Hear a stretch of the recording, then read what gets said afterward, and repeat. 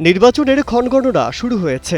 ভোটের লড়াইয়ে মাঠ গোছানোর কাজে ব্যস্ত সময় পার করছে বিএনপি সহ অন্যান্য দলগুলো। তারেক রহমান দেশে আসার পর বিএনপি পূর্ণ শক্তি নিয়ে নির্বাচনী প্রচারণা চালিয়ে যাচ্ছে। অভ্যুত্থানের পর নতুন সুযোগ কাজে লাগানোর আহ্বান জানিয়েছেন তারেক রহমান। রাজনৈতিক বাস্তবতা যে সম্ভাবনা সৃষ্টি হয়েছে তা কাজে লাগিয়ে সরকার ও বিরোধী দল সহ সবাইকে একসঙ্গে দেশকে এগিয়ে নেওয়ার কথাও বলেন তিনি। এদিকে ৫ আগস্টের পর থেকে ভারত বাংলাদেশ সম্পর্কে যে টানাপোড়েন তৈরি হয়েছে তা আরও তীব্র হচ্ছে।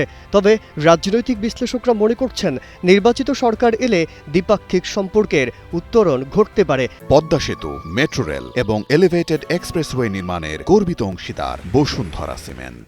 কলকাতা থেকে মুস্তাফিজুর রহমানকে বাদ দেওয়ায় দুই দেশের ক্রিকেট পাড়ায় চিঠি চালাচালিও হয়েছে।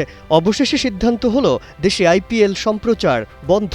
এসবের উত্তরণের একমাত্র পথই জাতীয় নির্বাচন দাবি করেন অনেক রাজনৈতিক বিশ্লেষক।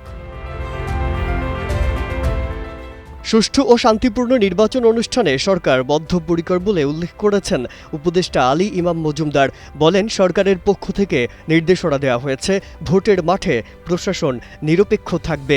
নির্বাচনে কোনো ধরনের বিচ্যুতি যেন না ঘটে, সেজন্য প্রশাসনের সঙ্গে যারা সংশ্লিষ্ট আছেন তাদেরকে আনুষ্ঠানিক ও অনানুষ্ঠানিকভাবেও বলা হয়েছে বলে মন্তব্য করেন তিনি। এদিকে স্বরাষ্ট্র উপদেষ্টা জাহাঙ্গীর আলম চৌধুরী বলেন, দেশের সার্বিক আইন শৃঙ্খলা পরিস্থিতি স্বাভাবিক ও নিয়ন্ত্রণে রাখতে দেশব্যাপী গোয়েন্দা নজরদারি বৃদ্ধি করা হয়েছে।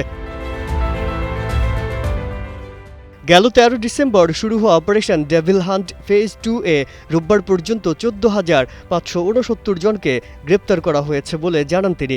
নির্বাচিত সরকার ক্ষমতায় এলে রাষ্ট্র পরিচালনার অর্গানগুলো আরও সচল হবে বলে মনে করে দেশের মানুষ। সেই অপেক্ষার প্রহর গুনছেন দেশবাসী। মাজহারুল আলম, কালের কণ্ঠ।